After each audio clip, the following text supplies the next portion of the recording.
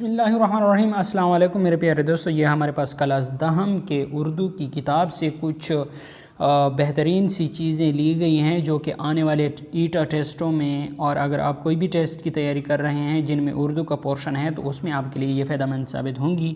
تو آج ہم پڑھیں گے مجاز مرسل کسے کہتے ہیں۔ مجاز مرسل ہمارے پاس جب کسی لفظ کو حقیقی معنوں کے بجائے مجازی معنوں میں اس طرح استعمال کیا جائے کہ اس میں تشبیہ کے علاوہ کوئی اور تعلق پائے جائے، اسے مجاز مرسل کہتے ہیں۔ مجاز مرسل کے کئی اقسام ہیں جن میں جزء سے کل سے جزء، ماضی سے حال، حال سے مستقبل، سبب سے مسبب، مسبب سے سبب وغیرہ مراد لینا۔ مثلا اب آپ لوگ مثالوں سے سمجھ آ جائے گی۔ وہ ساری پلیٹ کھا گیا، یہاں پلیٹ کھانے سے مراد پلیٹ میں پڑی ہوئی چیز ہے۔ ٹھیک ہو گیا۔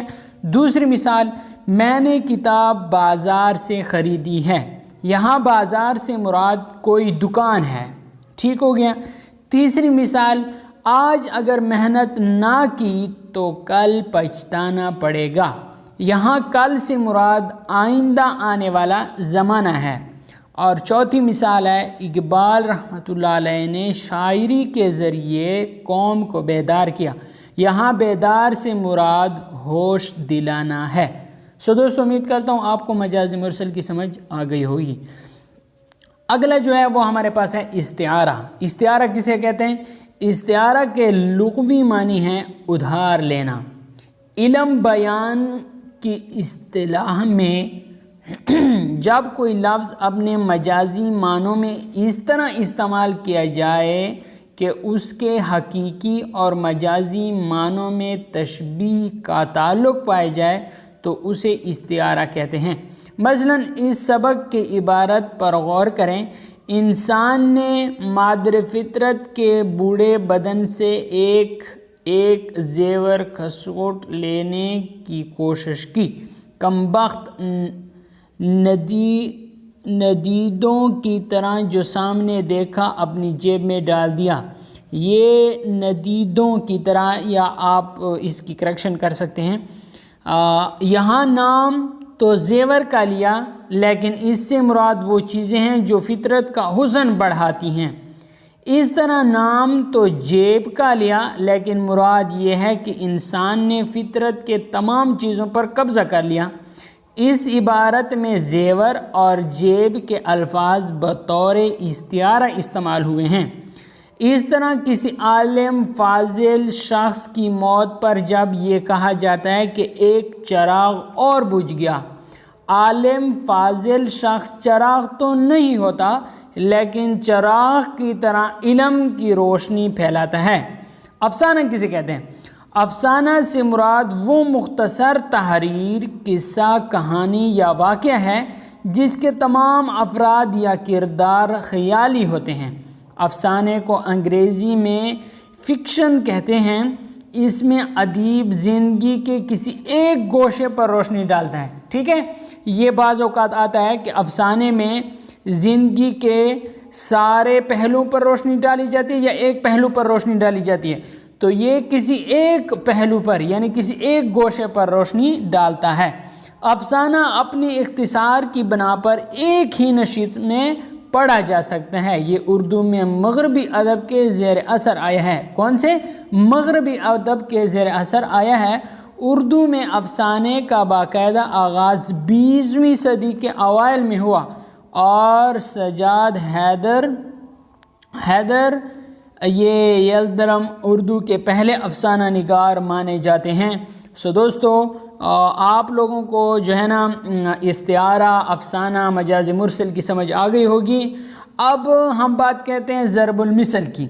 ایسا جملہ یا فقرہ جو مثال کے طور پر مشہور ہو جائے ضرب المثل کہلاتا ہے۔ ضرب المثل کے حقیقی یا لفظی معنی جو بھی ہوں، اس کو کسی موضوع اور مناسب موقع پر جوں کا توں بولا جاتا ہے، اس کو کہاوت بھی کہا جاتا ہے۔ تو یہ بھی ٹیسٹ میں آ سکتا ہے کہ ضرب المثل کو کیا کہیں گے؟ تو ضرب المثل کا دوسرا نام کہاوت ہے۔ کہاوت یا ضرب المثل انسان کے صدیوں کے تجربات اور مشاہدات کا نچوڑ ہوتی ہے۔ یہ دنیا کی ہر زبان میں ہوتی ہے۔ ضرب المثل کے الفاظ مناسب حالات و مواقع پر انتہائی برجستہ ہوتے ہیں اور بات کو پر لطف اور وزنی بنا دیتے ہیں، جیسے ایک انار 100 بیمار۔ یہ ضرب المثل ایسے موقع پر بولی جاتی ہے جب تھوڑی سی چیز کے بہت لوگ خواہشمند ہوں۔ اس طرح دور کے ڈھول سہانے، یعنی دور کی چیز بھلی معلوم ہوتی ہے۔ ان ضرب المثال کا مطلب واضح کریں۔ ابھی دلی دور ہے، گھر کا بھیدی لنکا ڈھائے، رام رام جپنا پرایا مال اپنا، زبان خلق کو نکارا خدا سمجھو۔ یہ آپ لوگ ان کے مطلب واضح کریں، تو کامنٹ میں مجھے لازمی بتائیں کہ ان کے کیا مطلب ہوتے ہیں۔ اور اس کے علاوہ انشاءاللہ اب ہم بات کرتے ہیں تشبیہ کی۔ کسی ایک چیز کو کسی خاص خوبی یا خامی کی وجہ سے کسی دوسری چیز کی مانند قرار دینا تشبیہ کہلاتا ہے، جیسے پتھر کی مانند سخت، بال کی طرح باریک، شہد جیسا میٹھا وغیرہ۔ حروف تشبیہ یہ ہیں: کی طرح، کی مانند، جیسا، کاسا، کیسی، مثل وغیرہ۔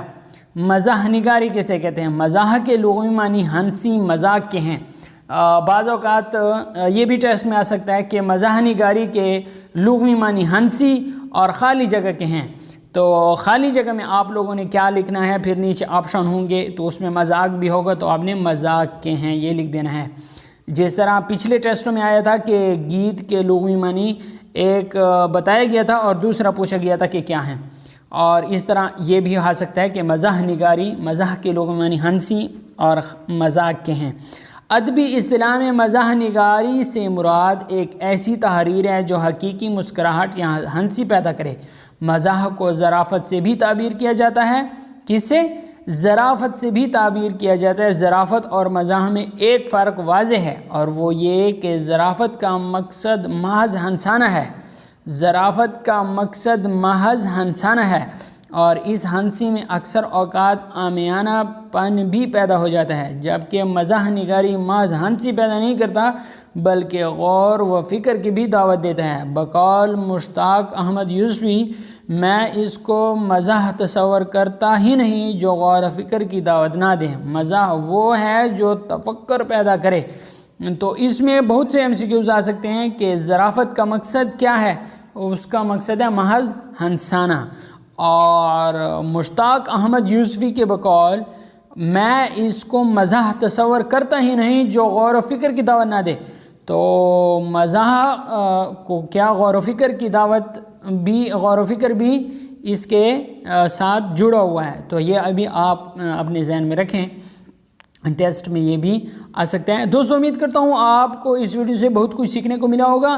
اگر آپ کو ویڈیو اچھی لگی ہے تو ویڈیو کو لائک کرنا نہ بھولیے گا، اور اگر چینل پہ نئے ہیں تو چینل کو سبسکرائب بھی کر دیں، اس سے ہمارا موٹیویشن بنا رہتا ہے اور کچھ نہیں ہوتا، آپ کا کوئی نقصان نہیں ہوتا۔ آپ نے کیا کر لینا ہے؟ سبسکرائب کر لینا ہے، کیونکہ اگلی آنے والی ویڈیو پھر آپ کو بر وقت ملے گی اور آپ اس سے فائدہ حاصل کرتے رہیں گے۔